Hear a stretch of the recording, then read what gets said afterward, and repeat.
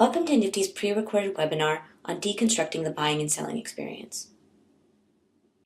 On this short webinar, we will review the following: objectives, the purpose of the buying and selling activity, identify what students learn, and deconstruct the experience. Finally, we'll end with questions to consider and for you to continue thinking about after this webinar.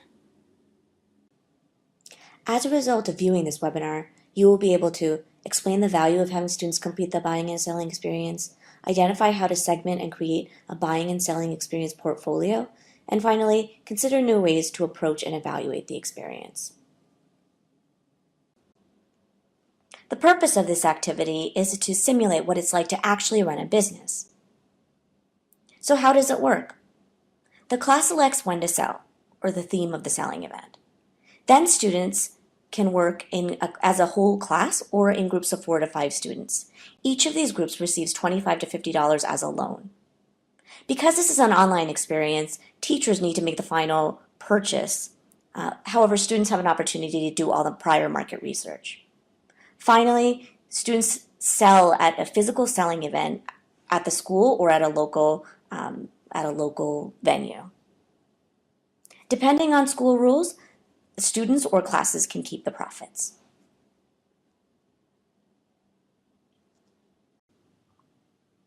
The exact timing of the buying and selling experience will vary from class to class based off of when your selling event will take place. However, at a minimum, we recommend covering chapters 1 through 5 and some basic math skills prior to both the buying and the selling.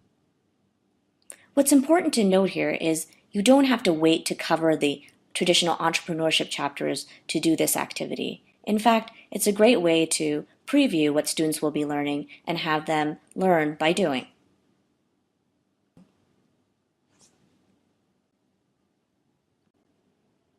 The buying and selling activity connects to the expo in that it offers students an opportunity to practice many of the skills and apply many of the concepts that they will be using for their final presentation, including their sales pitch, pricing for their product, as well as understanding their markets.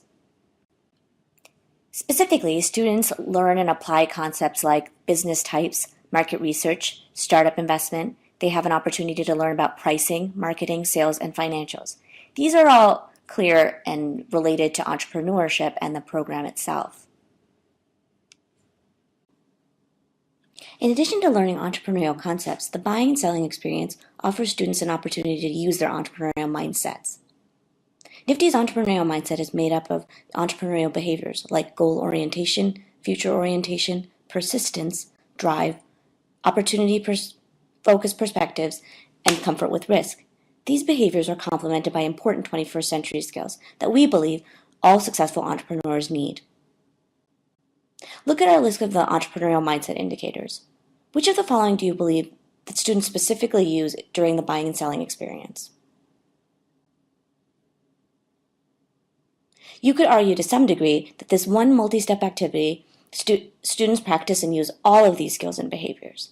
In the next slides, we'll deconstruct the buying and selling experience into steps by topic. This allows us to look at the experience as a larger portfolio project and explore where students specifically practice and use these indicators.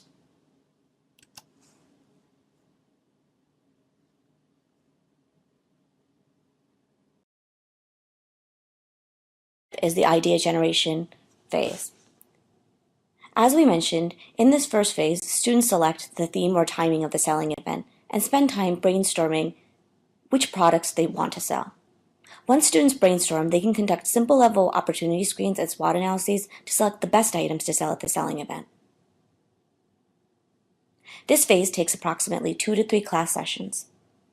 And in a buying and selling portfolio, you can include brainstorming sheets for students, worksheets for SWOT analyses, and then a list of final products that they will sell and the reasons for why they selected these products. Think about the entrepreneurial mindset. Which of the indicators do you believe students use in practice in this phase of the buying and selling experience?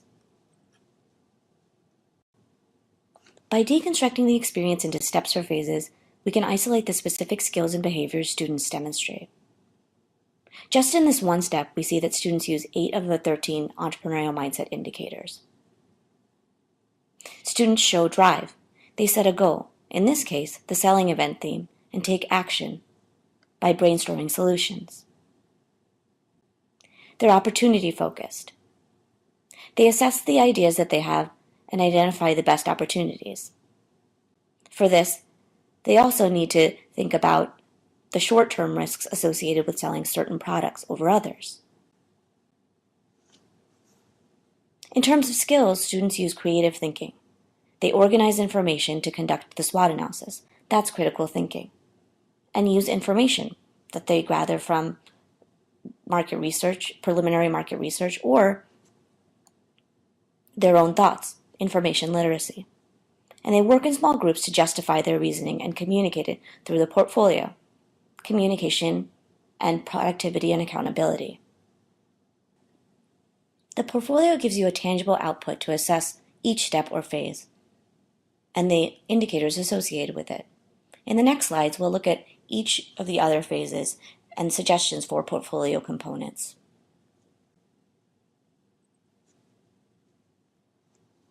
The portfolio gives you a tangible output to assess each step or phase. The second step includes market research. This includes looking at researching suppliers and prices. Here, students will compare websites and look at what they sell and prices that they charge for products. They also will identify the target market. Who are they selling to? Teachers, parents, students, all of the above. Then they will go to their primary market and do some primary research by creating a survey. Many times these surveys are created online and students administer them through things like Facebook or Google Docs. But you can also have students do observations of potential customers. So they may decide to go to the cafeteria and write down what other students are buying, how much they're buying it for, to get an idea of what customers are willing to spend. What's important here is that students write it all down. Finally, collecting data is important, but analyzing it is the most important. Students will use data to set pricing and marketing. This important second step takes about 3 to 5 class sessions, primarily focusing on the development of the survey tools as well as analyzing the data that students get. The components that you can include in your portfolio could be the suppliers list. This would include the website names, items that students found, and prices for these items. Survey tools and observation tools. And then an analysis sheet. This can be in Excel or something that you can actually build online. This third phase for marketing and sales tends to be the most exciting and fun for students. Here, students will create a buzz by creating marketing materials, posters, school announcements, and potentially parent letters. Students will need to use the market research that they conducted in order to decide what's the best way to communicate their message to their customer. They'll also have an opportunity to practice their personal selling and develop sales projections for their businesses. Finally, they'll create sales receipts and consider what they'll need for the actual selling event. This can take up to 3 class periods, and many times students tend to spend time outside of class for homework or in group work after school to complete some of these items. The buying and selling portfolio for this step could include the poster itself, a mock-up or design of the marketing materials, the sales pitch written out, and the sales projections. The selling event tends to be an exciting and fun event, but it can also sometimes be chaotic. Making sure that students understand what they need to do and where they need to be is very important, so plan ahead. Students here will identify how to get customer attention, explain the product and get customers to actually purchase their products.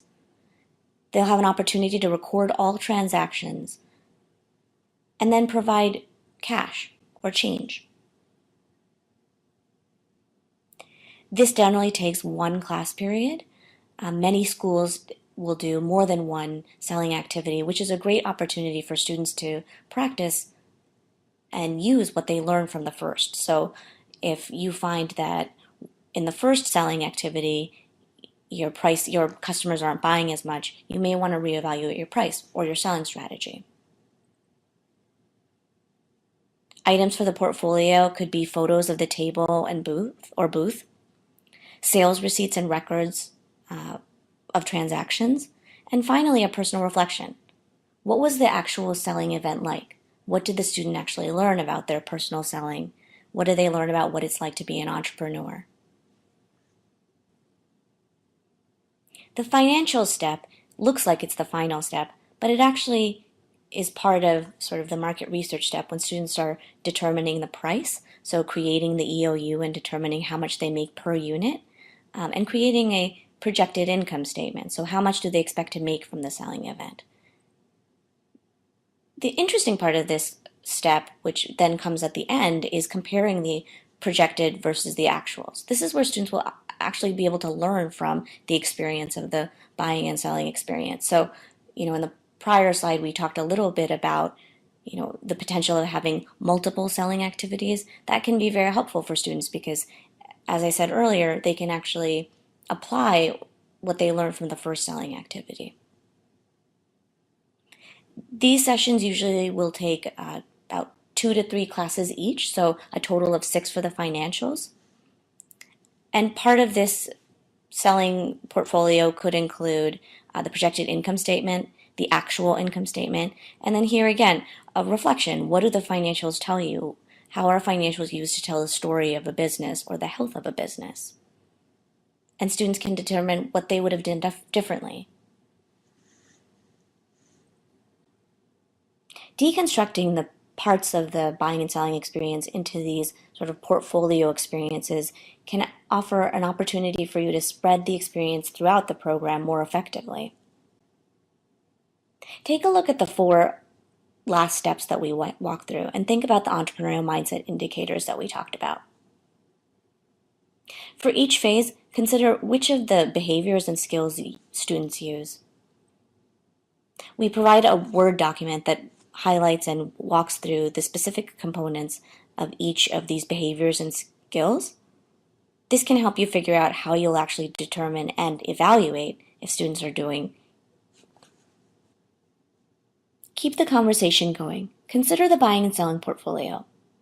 What would you include in your portfolio? How could you use it to manage the entire learning experience? How could you use it to assess learning, both concepts and the entrepreneurial mindset indicators and skills? What common core standards does each step of the experience reinforce? Share your experiences with teachers live and on Nifty Connect's forums, and see what other teachers are doing and saying. A successful buying and selling experience requires planning. Start considering what kinds of portfolios you'd use, what pacing you'd use, and contact your program manager for support. Thank you for listening to this pre-recorded webinar. We hope you found it useful in thinking and planning your buying and selling experience. For additional resources and other webinars, visit niftyconnect.org or contact us.